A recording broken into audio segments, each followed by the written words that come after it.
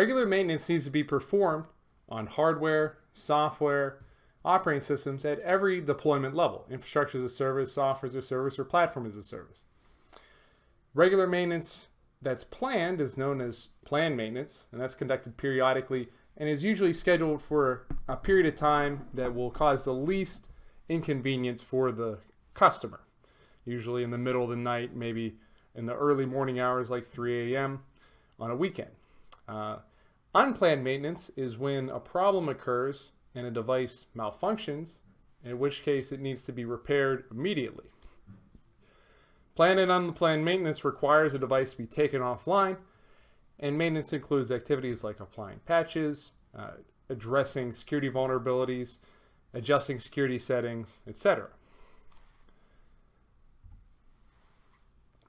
Customer data should be backed up and transferred prior to conducting maintenance in case any errors occur and the device is rendered inoperable.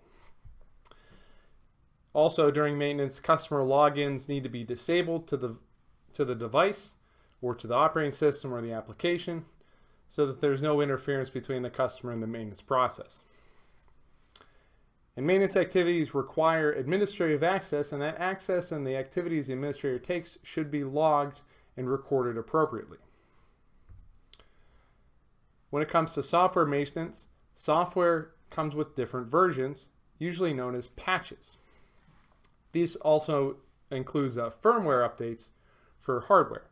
Firmware will have different updates or different numbers associated with it, different version numbers for the firmware, same as you would have version numbers for the software. Sometimes there can be conflicts between how software interacts with different operating systems or different pieces of hardware that can affect the operability, the availability of that device. So sometimes some hardware works better with specific versions, and CSPs may need to stick with one version until they find a version or an update that works, or roll back to a previous version if errors are encountered.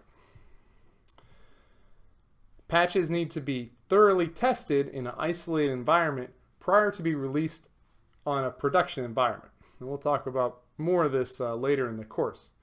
But this whole process is known as patch management and involves thorough testing of patches by a group of professionals and experts in an isolated environment where it won't affect actual production data before the patch is applied to real live devices.